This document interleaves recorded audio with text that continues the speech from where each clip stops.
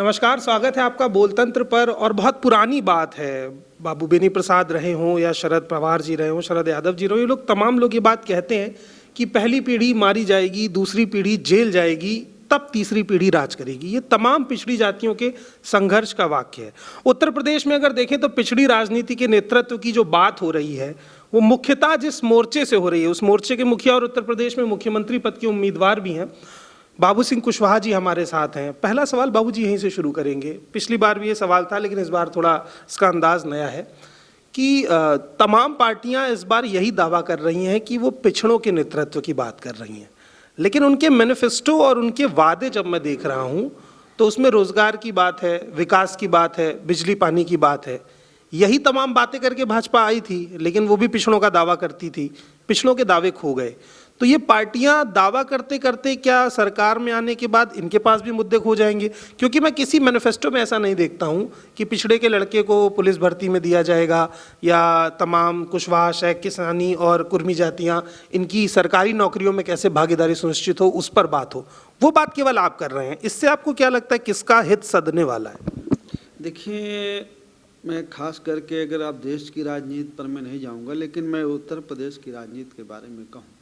जब से अंग्रेज़ों के जाने के बाद लोकतंत्र आया, कांग्रेस की गवर्नमेंट आई, कांग्रेस के मन में, विचार में कभी ओबीसी के लिए कुछ नहीं रहा और कभी कांग्रेस ने ओबीसी के लिए कुछ नहीं किया।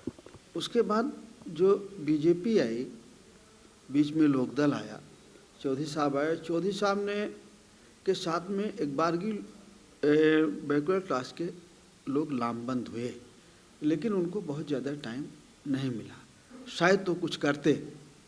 उसके बाद सपा का उदय हुआ, जनता दल आया, सपा का उदय हुआ, बसपा आई, बीजेपी है। बीजेपी में ओबीसी की बात तो की उन्होंने वोट लेने के लिए, लेकिन जो कांग्रेस का हाल था वही बीजेपी का हाल है। बीजेपी भी कभी ओबीसी के लिए कुछ नहीं करना चाहती है। वो भी बीजेपी की अपनी एक विचारधारा है, जो पुरानी परंपरा थी, जो पुरानी हमारे देश की समाज व्यवस्था थी, बीजेपी उस पर चलना चाहती है और उसको पूरा करने के लिए वो हिंदुत्व का सहारा लेती है कि आप अपने काम की बात छोड़ो, आप जात पात की बात छोड़ो, आप बराबरी की बात छोड़ो, आप रिजर्वेशन की बात छोड़ो, आप सब बात छोड़ो, आप हिंदुत्व की बात करो, आप भगवान की बात करो, आप मंदिर की बात करो, आप हिंदू मुसलमान की बात करो।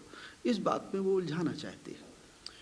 उसका जस्ट अपोजिट समाजवादी पार्टी ने अपने विचार रखे हुए हैं कि नहीं, हम धर्मनिरपेक्ष हैं, हम सांप्रदायिक नहीं हैं, हम हिंदू मुसलमान की बात नहीं करते हैं, हम मुसलमान को साथ लेकर के चलेंगे और हमको आप वोट दीजिए।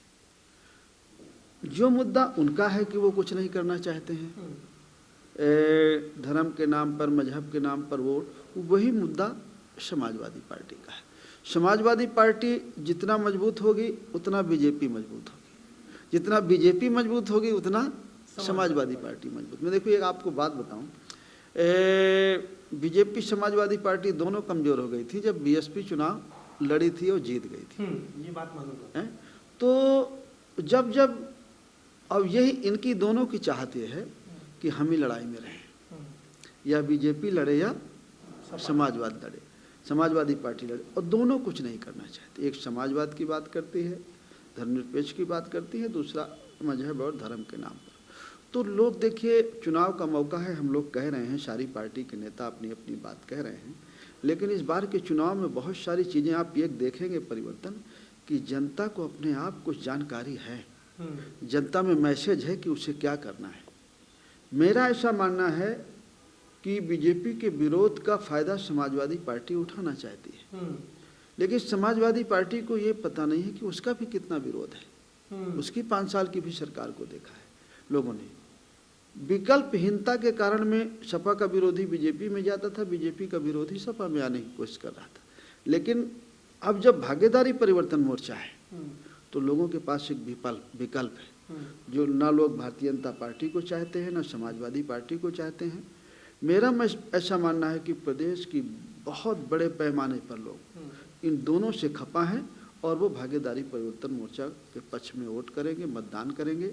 अपना आशीर्वाद देंगे और जिता करके हमारे प्रत्याशियों को भेजेंगे। ये बात मैं भी आपके साथ दोहराता हूँ, क्योंकि ये चीज़ मुझे भी लगती है कि जो वोट इस बार समाजवादी पार्टी को पड़ रहा है वो उनके काम और उनकी बात से ज़्यादा भारतीय जनता पार्टी के विरोध का वोट है। उस वोट में दिशा का अभाव है। मेरा सवाल ये है कि ये दोनों एक दूसरे को पूरक हैं जैसा आप कहते हैं, लेकिन बीएसपी क्यों नहीं चाहती है कि इस लड़ाई में दिखे? मैं उन तीनों लोगों की बातें आपसे शेयर करता हूँ आपको लेकर के, जो वो कहते हैं अक्सर। बीएसपी कहती है कि बाबू सिंह कुशवाहा बसपा का एक बड़ा चेहरा रहे हैं, तो बीएसपी का वोट बैंक उनसे डैमेज हुआ है और बड़ी वजह है कि बीएसपी सत्ता से बाहर रही, क्योंकि जब से आप अलग हुए एक 7% 8% का बड़ा जो वोट मार्जिन था वो टूटा। भारतीय जनता पार्टी कहती है कि उन पर बीजेपी भी आप पर कम आरोप लगाती है। कहीं ना कहीं भाजपा का भी मानना है कि आपके रहने से समाजवादी पार्टी को समस्याएं बढ़ेंगी, लेकिन उनको भी बढ़ रही हैं बराबर। समाजवादी पार्टी में अखिलेश यादव को आपसे शायद आपके राजनीतिक कद का डर है, क्योंकि उन्हें लगता है कि उनसे बेहतर आप उनके पिता के कद के नेता हैं जो उस समय सत्ता जिस समय आपने चलाई है। तो इन तीनों लोगों का सिर्फ एक नेता से डर, ये मुझे समझ नहीं आता। ये खौफ किस चीज़ का है? पिछड़ों की आवाज़ का खौफ है, आपकी पॉलिटिकल समझ का खौफ है? क्या चीज़ है जो आपके पास आने से उन्हें रोक देती है? देखिए, समाजवादी पार्टी की बात, आप अखिलेश यादव जी की बात करते हैं। 5 साल मुख्यमंत्री रहे हैं। समाजवादी पार्टी बड़ी पार्टी है। मेरा कद उनसे उनके लेवल का नहीं था और है भी नहीं। मैं ऐसी कल्पना भी नहीं करता था। लेकिन हाँ, मैं जो सोच पाया, मैं जो जान पाया, उनके अंदर ये जरूर था कि अदर बैकवर्ड की कोई पार्टी बननी नहीं चाहिए। अगर वो पार्टी खड़ी होती है तो आगे चल करके उन्हें डर लगता है कि अगर ये पार्टी खड़ी हो जाएगी तो उन्हें दिक्कत करेगी। जो हम लोगों का एक सोच था कि बीजेपी हारे और बीजेपी के खिलाफ एक संयुक्त मोर्चा बने और उस मोर्चे में लोग जो ये कहें कि हम सबको हिस्सा देंगे, सबको भागीदारी देंगे, सभी के बच्चे नौकरी में जाएंगे, सभी के बच्चे मास्टर बनेंगे, सिपाही बनेंगे, दरोगा बनेंगे, हर समाज के लोगों को भागीदारी मिलेगी। तो वो जो रास्ते में रोड़ा है वो कहीं ना कहीं ये है कि बैकवर्ड्स की दूसरी लीडरशिप डेवलप नहीं होना चाहिए। लेकिन हमारे अंदर ये कोई भावना नहीं थी, हमारे मन में कोई विचार नहीं था। लेकिन वो बात पुरानी हो गई, 3-4 महीने पहले पुरानी हो गई, उस पर कोई चर्चा नहीं है। हम जो लड़ाई लड़ रहे हैं वो हिस्सेदारी की, भागीदारी की कर रहे हैं। और देखिए, मैं आपने पूछा नहीं लेकिन मैं आपसे ये कहूँ कि AIMIM पर ये आरोप लगते हैं ओवैसी साहब पर कि वो बीजेपी की भी टीम है। और अब मैं भी हूँ। हाँ। उनके साथ में बावन मेश्राम साहब हैं, रामकरण कश्यप साहब हैं, रामधनी बिंद जी हैं और कमलेश चौहान जी और कुछ साथी हमारे साथ हैं। तो अगर वो बी टीम होते तो हम क्यों होते? और फिर मैं एक दिन आपसे कहा था और आज भी कह रहा हूँ कि 14 में पार्लियामेंट का इलेक्शन हुआ, समाजवादी पार्टी की प्रदेश में सरकार थी। 73 या 75 सीटें, 80 में शायद 75 सीटें, 75 सीटें 80 में बीजेपी जीती और समाजवादी पार्टी की सरकार थी। ओवैसी जी तो नहीं लड़ रहे थे। हाँ। वी टीम जिनको कहते हैं वो तो नहीं लड़ रहे थे चुनाव। वो चुनाव तो मुझे लगता है जैसे जीत गई, वे ऑफ दिया हो। फिर कैसे जीत गई बीजेपी? जब 17 में असेंबली का इलेक्शन हुआ, हो सकता है 10-20 सीटें ओवैसी साहब लड़े, वैसे कोई चर्चा थी नहीं। तो 330 सीट कैसे जीत गई? कांग्रेस का, राष्ट्रीय पार्टी कांग्रेस और कांग्रेस का और सपा का गठबंधन था। 2 ही राज्यों का लोग कहते थे गठबंधन था। फिर क्यों 330 जीत गई बीजेपी? पार्लियामेंट 19 में सपा और बसपा का सबसे मजबूत गठबंधन था देश का। और 75% मुसलमान भाइयों ने वोट किया। फिर 65 जीत गई बीजेपी। फिर क्यों जीत गई? तो आप कह रहे हैं तब तो बी टीम तो नहीं है। यही मैं सब कह रहा हूँ कि बी टीम को समझने की जरूरत है कि बी टीम है कौन है। मैंने कहा ना कि समाजवादी पार्टी है तो बीजेपी है, बीजेपी है तो समाजवादी पार्टी है, दोनों एक सिक्के के दो पहलू। आपने ये किताब खोल दी है तो एक चैप्टर इसका मैं भी आपके सामने खोल देता हूँ, जो चर्चा राजनीतिक गलियारों में आजकल आम है। आपकी राय लूंगा, ये ऑफिशियल बात नहीं है, लेकिन ऐसा मैं सुन रहा हूँ कि भारतीय जनता पार्टी स्वयं चाहती है कि इस बार का चुनाव अखिलेश यादव जीतें, उनको दिया जाए और फिर उनके साथ मिल करके अगली बार 24 के चुनाव में फिर वही 75 सीटें रिपीट की जाएं। ये राजनीतिक गलियारे में बात है कि आपस की साठगांठ है इन दोनों पार्टियों की, इसीलिए मेन स्ट्रीम मीडिया ना बसपा को वेटेज दे रहा है ना आपको वेटेज दे रहा है। ये एक बात। और दूसरा सवाल ये कि मैं तमाम मुख्यमंत्री पद के उम्मीदवारों से मिलने का प्रयास कर रहा हूँ, उनकी पार्टी के लोगों से बात हो रही है, लेकिन जितना सहज आपसे मिलना है बाकी जगह नहीं है। मेरा सवाल ये है कि 3 कमरे का कार्यालय बना करके सबसे कम संसाधनों में आप पिछड़ों की लड़ाई उत्तर प्रदेश में लड़ रहे हैं, लेकिन बाकी दोनों पार्टियां तो एक सीट पर 20 करोड़ का चुनाव लड़ने की हैसियत रखती हैं, तो धन बल के चुनाव से कैसे जीतेंगे आप? देखिए, आप देख रहे हैं कि हमारा एक फ्लैट में एक छोटा सा कार्यालय है और हम लोग 6 साल से लगे हुए हैं और 6 साल से जितने कार्यक्रम जन अधिकार पार्टी ने किए हैं किसी राजनीतिक पार्टी ने नहीं किए, बहुत बड़े बड़े किए हैं। और सभी कार्यक्रमों में जो वहाँ के लोग हैं, वहाँ के जो हमारे साथी हैं, सम्मानित जनता है, उन लोगों ने माइक लगाया, मंच लगाया, अपने संसाधनों से आए बड़े पैमाने। जब मैं जाता हूँ तो मेरी गाड़ी में भी तेल डलवाते हैं, खाना खिलाते हैं, तो वो चुनाव भी वही लड़ रहे हैं। हम लोगों ने ये तय किया है, मैंने हर मीटिंग में बोला है कि अपने घर में खाना खाना है और मोटरसाइकिल से चुनाव लड़ना है। ये तो आप राजनीतिक क्रांति ला रहे हो। एक विधानसभा में हमें 50 मोटरसाइकिल लगाना है और एक मोटरसाइकिल को मैंने कहा है एक दिन में 5 ही बूथ देने हैं और वो उतने में ही रहे। और मेरा ऐसा मानना है कि अगर हम एक मोटरसाइकिल में एक विधानसभा में 1 लीटर से तेल ज़्यादा नहीं लगेगा, 1 से 150 रुपया लगेगा। और अगर हम 50 मोटरसाइकिल चलाते हैं तो 7,500 रुपया रोज के लगेंगे हमें। 14 दिन का इलेक्शन है।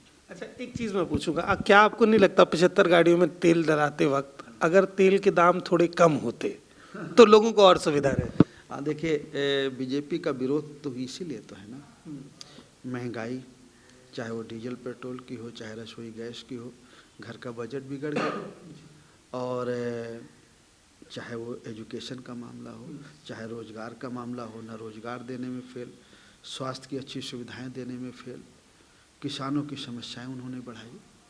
ये कृषि कानून बहुत खतरनाक कानून थे। बिजली का जो बिल का कानून बनाया वो भी बहुत खराब कानून है। बिजली का बिल चर्चा में नहीं है, अखबार टीवी लिखता नहीं है, बिजली का बिल कितना बढ़ गया है। ट्रेन का किराया बिना रेलवे अखबार टीवी में कितना बढ़ गया है। हाँ, और इसकी जानकारी भी नहीं दी जाती। जानकारी भी नहीं दी जाती। तो ये सब चीज़ें जो बीजेपी ने किया है उसी का तो उसको नुकसान है। लेकिन एक बात आपने एक सवाल किया कि ये चर्चा है कि सपा और भाजपा मिले हुए हैं, बीजेपी का मन भी है कि सपा जीत जाए।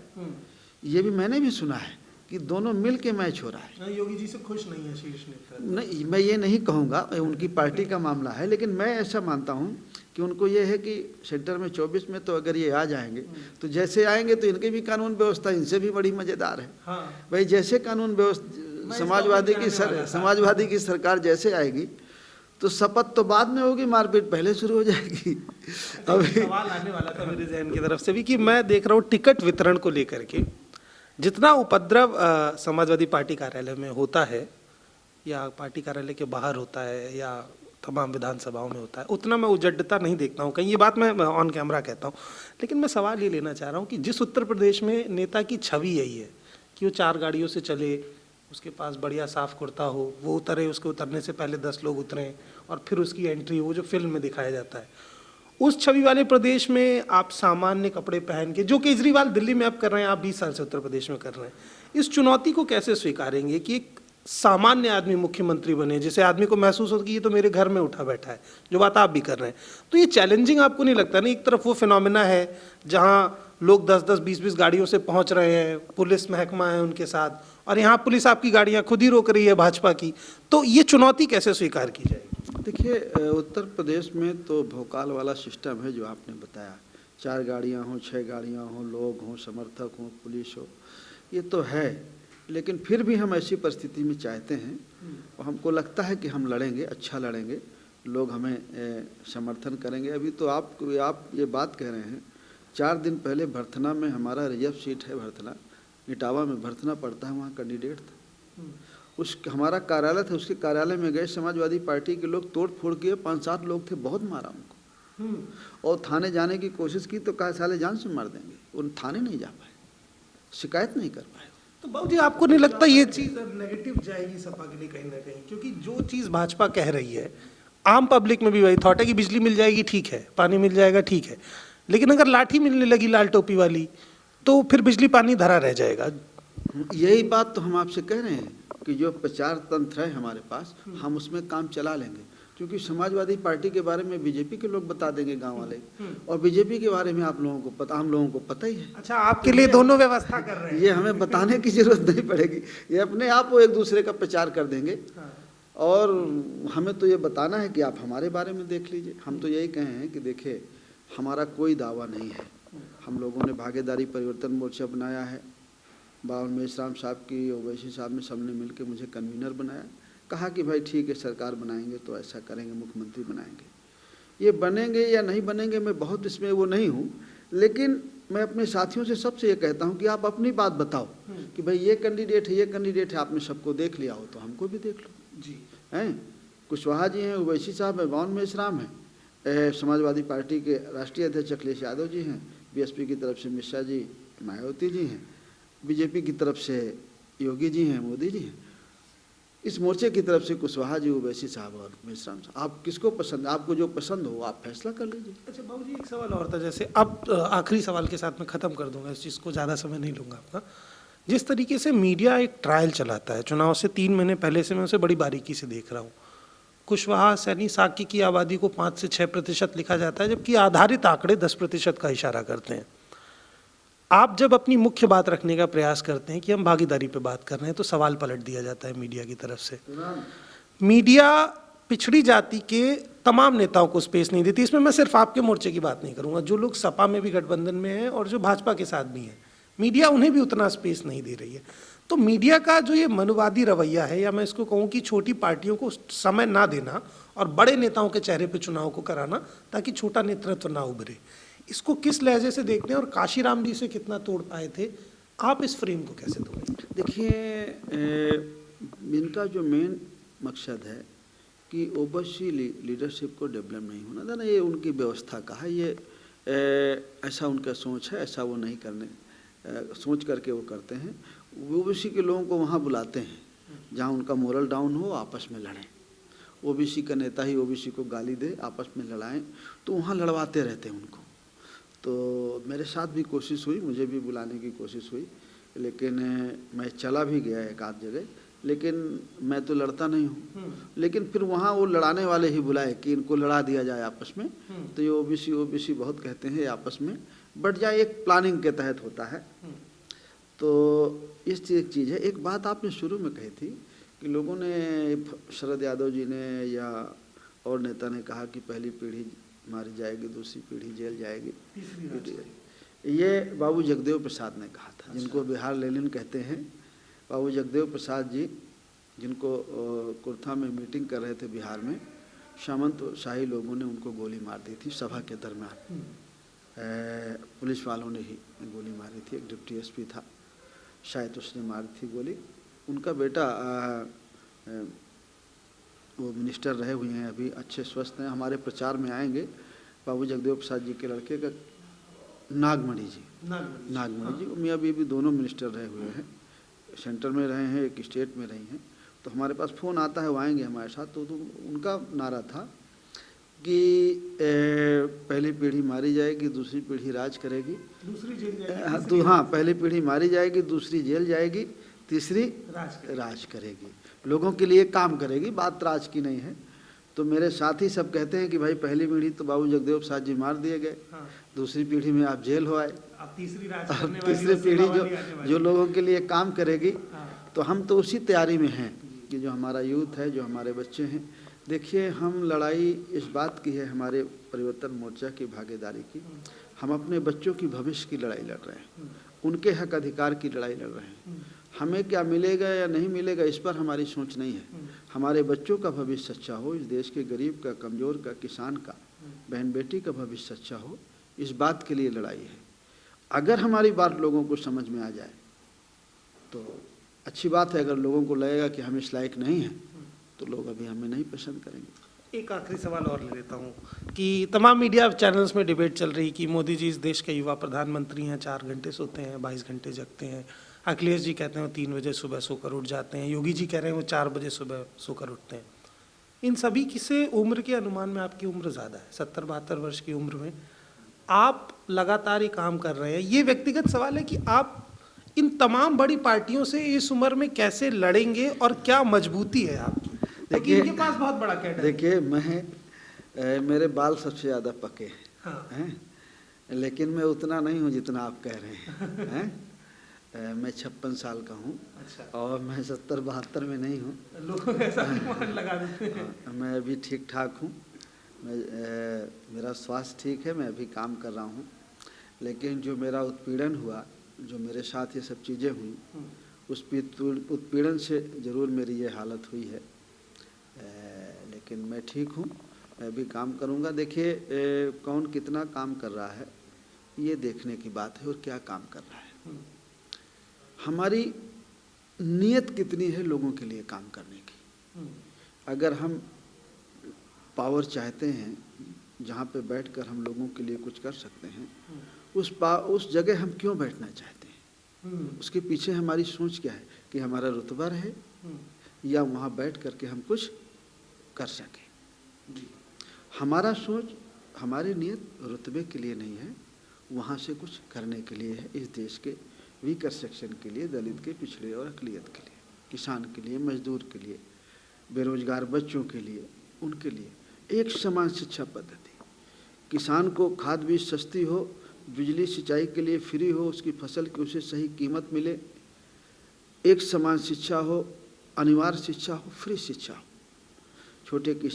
छोटे दुकानदार किसान के कर्जे माफ़ हों, जाति जनगणना हो। ये कहेंगे तो सब लोग, लेकिन करेंगे तब ना। अगर बीजेपी कहे तो अभी तक क्यों नहीं किया? हाँ। अगर कांग्रेस कहे तो जिन राज्यों में है वहाँ क्यों नहीं कर दिया?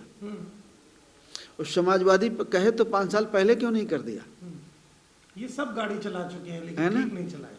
तो सब लोगों के सामने है, और मुझे लगता है कि लोग जागरूक हैं, पढ़े लिखे बच्चे सब समझते हैं और अच्छा फैसला करेंगे। बहुत तो विद्या बिना मति गई, मति बिना गति गई, और गति बिन व्यापार गया, व्यापार बिना हम शूद्र हुए। लेकिन शूद्र हो, सवर्ण समाज हो या कोई भी समाज हो, उसके वोट का अधिकार बराबर है। ये बात मैं आपसे बार बार यही कहता हूँ कि 5 साल में आपको एक मौका मिलता है जहाँ आप किसी भी समाज के हों, लेकिन आपके अधिकार बराबर हैं। तो अपने अधिकारों का सही चुनाव कीजिए। ये देखिए कि पिछड़ों के मुद्दे पर कौन बात कर रहा है। बड़ी पार्टियां आपको पैसे और तमाम चीज़ों से लुभाने का प्रयास करेंगी, लेकिन अपने मुद्दों पर रहिए, पिछड़े समाज की आवाज़ को कायम रखिए। बाकी अपडेट्स के लिए बोलतंत्र को देखते रहिए। बहुत बहुत धन्यवाद बाबूजी हमसे बात करने के लिए। शुक्रिया।